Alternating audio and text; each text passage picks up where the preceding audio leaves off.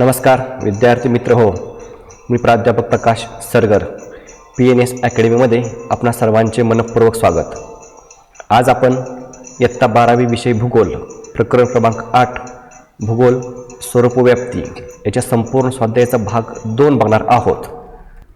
याच्या अगोदरच्या प्रकरण क्रमांक 8 भूगोल स्वरूपव्याप्ती याच्या भाग 1 मध्ये आपण प्रश्न क्रमांक 1 अचूक गट ओळखा, प्रश्न क्रमांक 2 भौगोलिक कारणे लिहा, प्रश्न क्रमांक 3 टिपा लिहा या 3 प्रश्नापर्यंतच्या प्रश्नांची सर्व उत्तरे ही बघितलेली होती।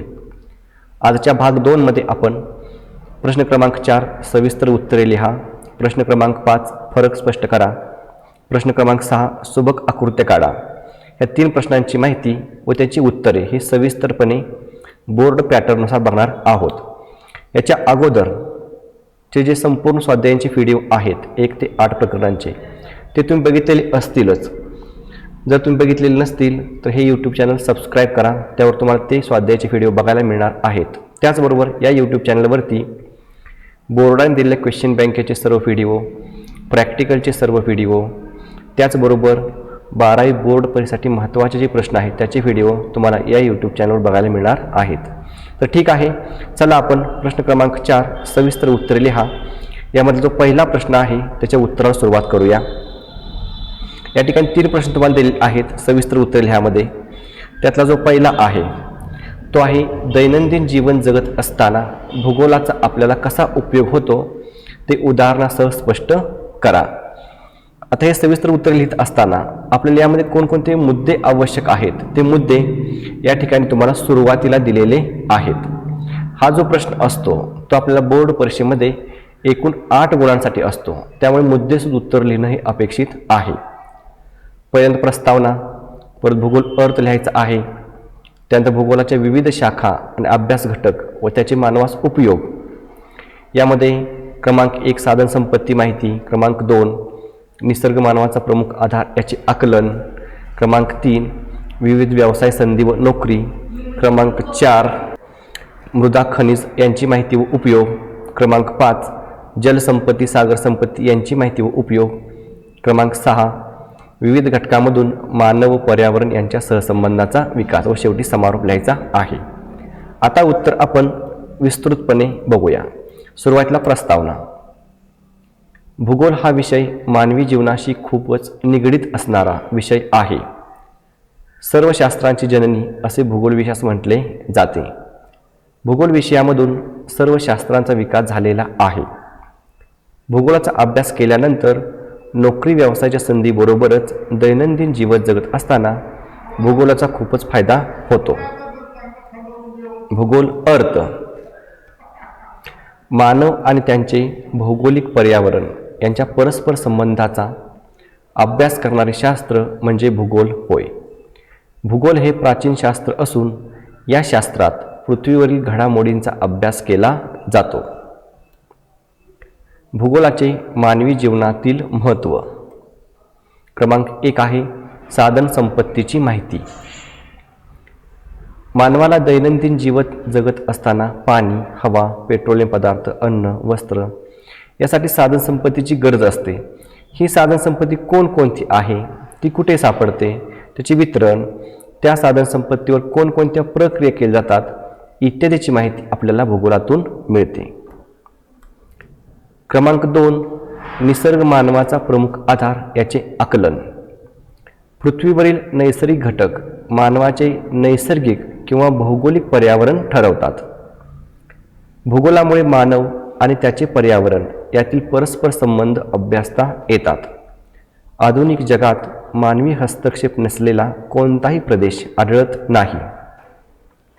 म्हणूनच भूगोलाच्या अभ्यासामुळे निसर्गाचे मानवास उपलब्ध करून दिलेल्या विविध संधी आणि मानवाने निसर्गावर उमटवलेला ठसा हे दोन्ही घटक भूगोलात अभ्यासले जातात। क्रमांक 3 आहे विविध व्यवसाय संधी व नोकरी। भूगोलात अनेक संधी अशा उपलब्ध आहेत की जे उद्योजक आणि स्वतंत्रपणे काम करणाऱ्यांसाठी प्रेरणादायक आहेत। पत्रकारिता, पर्यटन, अध्यापन, पुस्तक लेखन, अनुदिनी ब्लॉग लेखन, आशय लेखन, नकाशा निर्मिती, सेवा तसेच इतरही अनेक क्षेत्रांमध्ये भूगोलाची पार्श्वभूमी असणाऱ्या व्यक्तींची आवश्यकता असते. भूगोलतज्ञ पर्यावरण संवर्धन, जलप्रदूषण व नियंत्रण, जलसंवर्धन, पर्यावरण शिक्षण, शाश्वती, आरोग्य, नागरी शासन, वाहतूक नियोजन इत्यादी क्षेत्रातही मोठ्या प्रमाणात संधी आहेत. क्रमांक 4 आहे मृदा, खनिज यांची माहिती व उपयोग. मानवाला दैनंदिन जीवन जगत असताना अनेक खनिजांची गरज असते. यामध्ये मृदा, लोह खनिज, बॉक्साईट, सोने, चांदी, युरेनियम इत्यादी खनिजांची निर्मिती व त्यांचे वितरण यांचे उपयोग माहिती भूगोल अभ्यासातून मिळत असते. क्रमांक 5 आहे जलसंपत्ती, सागर संपत्ती यांची माहिती व उपयोग. प्राकृतिक भूगोलाच्या शाखांमध्ये अनेक उपशाखा आहेत. त्यामध्ये निसर्गनिर्मित विविध बाबींची माहिती मिळते. यामध्ये पाणी, जलचक्र, महासागर, महासागरांचे क्षेत्रफळ, त्यांचे मानवास असणारे उपयोग, वितरण इत्यादींची माहिती मिळते. याचा मानवाला दैनंदिन जीवन जगत असताना उपयोग होतो. क्रमांक 6 आहे विविध घटकांमधून मानव व पर्यावरण सहसंबंधाचा विकास. पृथ्वीवरील विविध नैसर्गिक घटक मानवाचे नैसर्गिक पर्यावरण ठरवतात आणि हे नैसर्गिक घटक मानवी व्यवसायांचे स्वरूप ठरवतात. अशा तऱ्हेने मानवाचे जीवन, आर्थिक व्यवस्था आणि विकासाचे प्रारूप भूगोलाशी निगडीत असते. आणि शेवटी समारोप. वरीलप्रमाणे भूगोल हा विषय मानवी जीवनाशी खूपच निगडीत विषय आहे. सामान्य माणसाला याचा उपयोग दैनंदिन जीवन जगत असताना होत असतो. प्रश्न क्रमांक 2 आहे भूगोलाचा इतर विषयाशी असलेला संबंध स्पष्ट करा. उत्तराचे मुद्दे बघा. प्रस्तावना, भूगोलाचा इतर विषयाशी असलेला संबंध. प्राकृतिक भूगोल यामध्ये भूशास्त्र, हवामानशास्त्र, जीवशास्त्र, मृदाशास्त्र, विज्ञान, भौतिकशास्त्र इत्यादी. क्रमांक 2 आहे मानवी भूगोल. इतिहास, राज्यशास्त्र, अर्थशास्त्र, मानसशास्त्र, समाजशास्त्र, लोकसंख्याशास्त्र इत्यादी. क्रमांक 3 भौगोलिक पद्धती, संगणकशास्त्र, भूगणितीशास्त्र, संख्याशास्त्र, अभियांत्रिकी इत्यादी. आणि शेवटी समारोप लिहायचा आहे. आता उत्तर आपण विस्ताराने बघूया. पहिल्यांदा प्रस्तावना. नैसर्गिक व सामाजिक शास्त्रे यातील सर्व विद्याशाखा भूगोलाशी निगडीत आहेत. भूगोलाचे इतर सर्व शाखांशी संबंध काही प्रमाणात येतच असतो, कारण भूगोलाची व्याप्ती खूप मोठ्या प्रमाणात आहे. भूगोलाचा इतर विषयाशी असलेला संबंध. क्रमांक 1 आहे प्राकृतिक भूगोल. भूगोलातील भूशास्त्र, हवामानशास्त्र, जलशास्त्र, मृदाशास्त्र हे अनुक्रमे प्राकृतिक भूगोलातील भूशास्त्र, हवामानशास्त्र, सागरशास्त्र आणि मृदा भूगोल यांच्याशी निगडीत आहेत. प्राकृतिक भूगोल आणि मानवी भूगोल या भूगोलाच्या 2 मुख्य शाखा आहेत. प्राकृतिक भूगोलाचा अभ्यास शिलावरण, वातावरण, जलावरण आणि जीवावरण या उपशाखाशी संबंधित आहे. त्यामुळे हा अभ्यास करताना खनिजे, खडकांची निर्मिती, भूस्तर, हवेचे घटक, वातावरणाची रचना, उष्णतेचे वहन, हवेचा दाब, जलचक्र, तापमान, वितरण, पर्जन्याचे वितरण, वायुराशी, वारे, अन्नसाखळी व अन्नजाळे, ऊर्जाचक्र, मृदा निर्मिती, सूक्ष्मजीव विघटन चक्र अशा विविध ज्ञानशाखांचा विचारही प्राकृतिक भूगोलाचा अभ्यास करताना करावा लागतो. यामुळेच प्राकृतिक भूगोलाचा भूमिती, बीजगणित, जीवशास्त्र, विज्ञान, भौतिकशास्त्र, रसायनशास्त्र अशा विविध विषयाशी संपर्क येऊन भूगोलाच्या अभ्यासकांनी या सर्व ज्ञानशाखांचा स्वीकार करून भूगोलाच्या इतर ज्ञानशाखांचा विकास केला.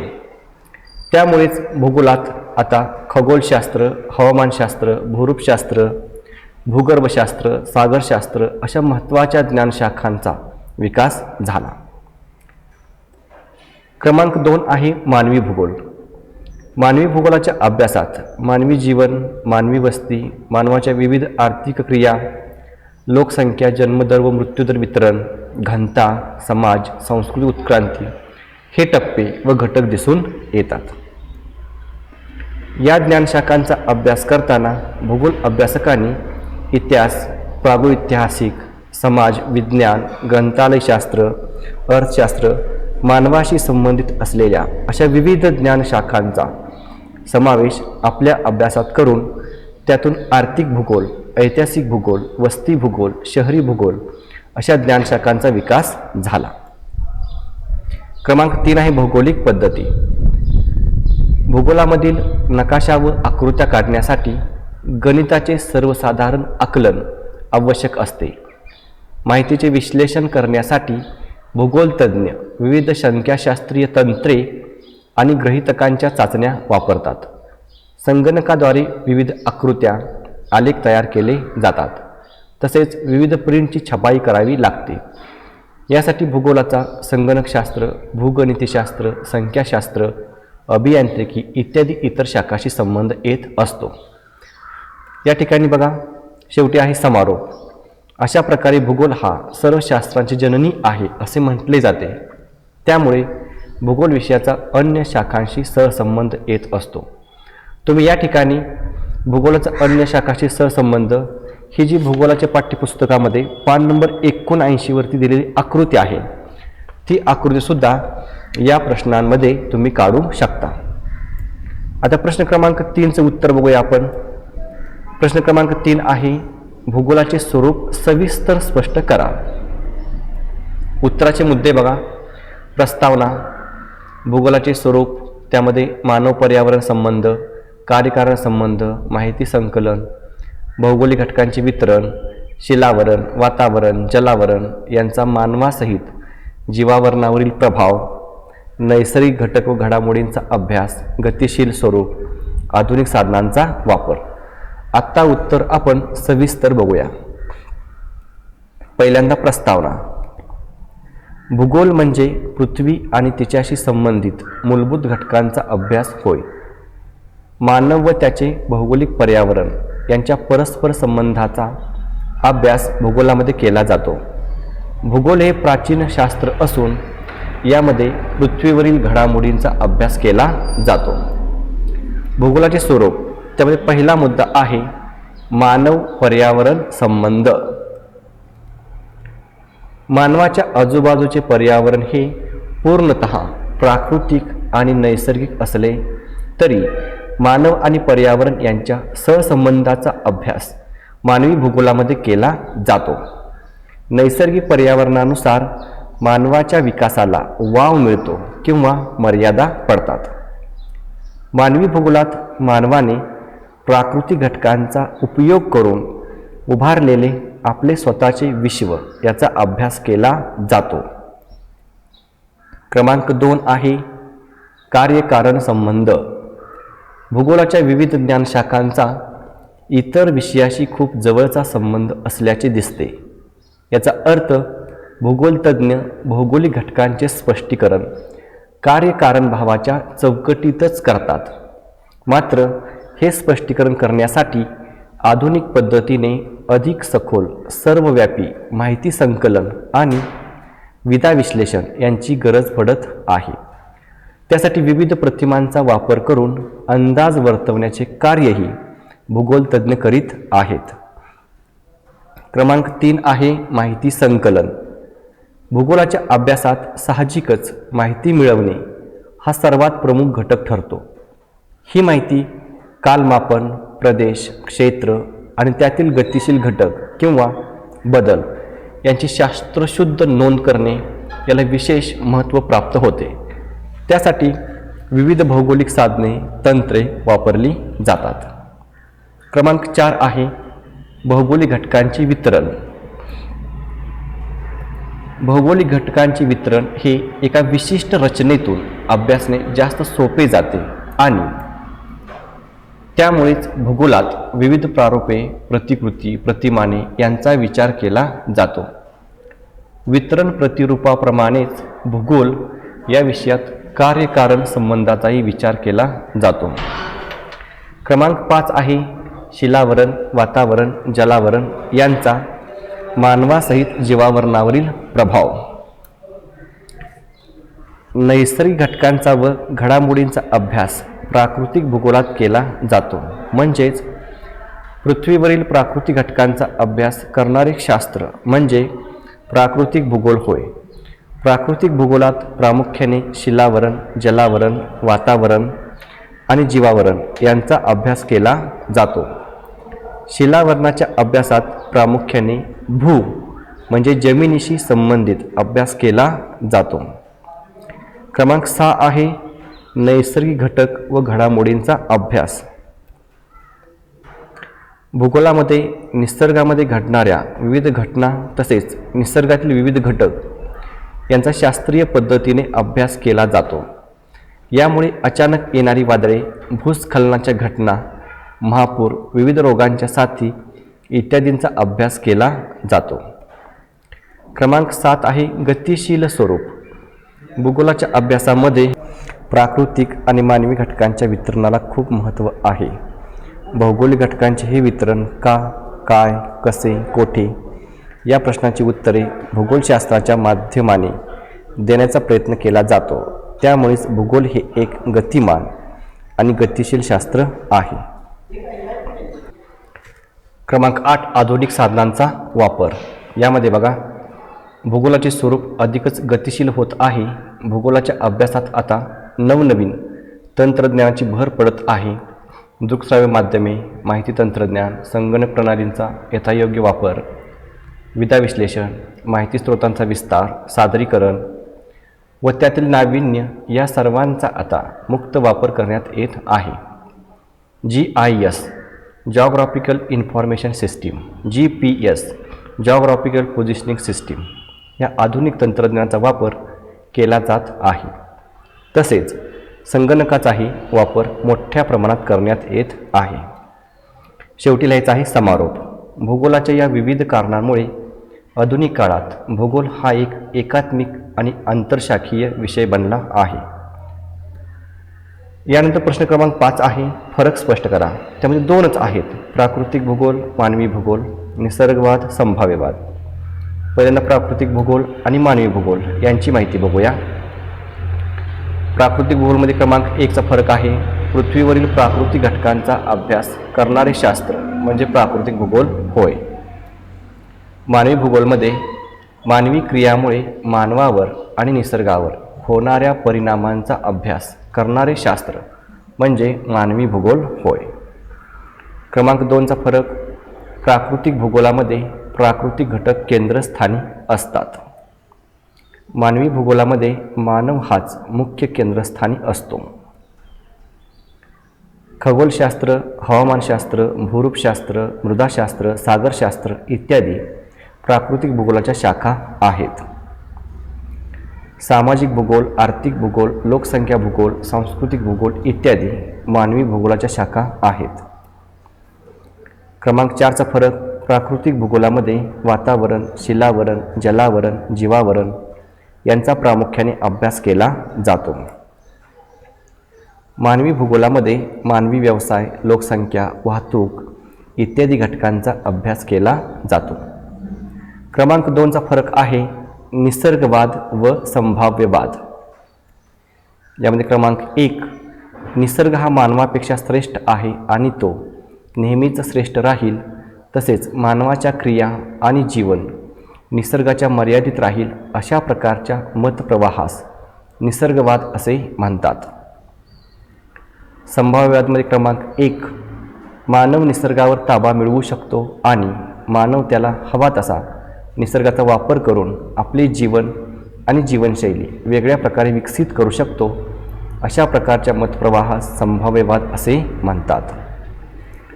क्रमांक 2 या मतप्रवाहानुसार निसर्ग हा श्रेष्ठ असून मानवी विकासाला निसर्गवादामुळे मर्यादा पडतात किंवा निसर्गाच्या अधीन राहून विकास करावा लागतो. इकडे क्रमांक 2 या मतप्रवाहानुसार मानव निसर्गापेक्षा श्रेष्ठ असून तो आपल्या बुद्धीच्या व कौशल्याच्या नैसर्गिक मर्यादावर उपाय शोधून आपला विकास करू शकतो. क्रमांक 3 मानवाने कितीही वैज्ञानिक प्रगती केली तरी नैसर्गिक घटनांपुढे मानव हतबल झालेला दिसतो. उदाहरणार्थ भूकंप, सुनामी, ज्वालामुखी उद्रेक इत्यादी.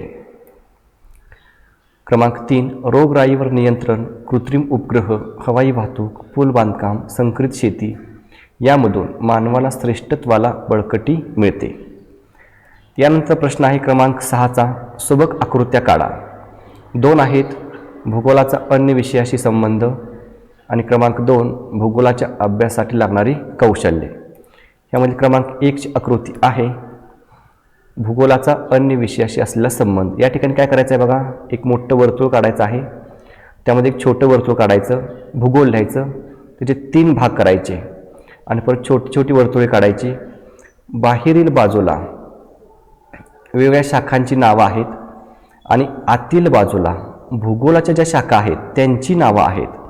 अशा पद्धतीने 3 भागामध्ये याची विभागणी करून ही आकृती पूर्ण काढायची आहे. त्यानंतर दुसरी आकृती आहे भूगोल अभ्यासासाठी लागणारी कौशल्ये.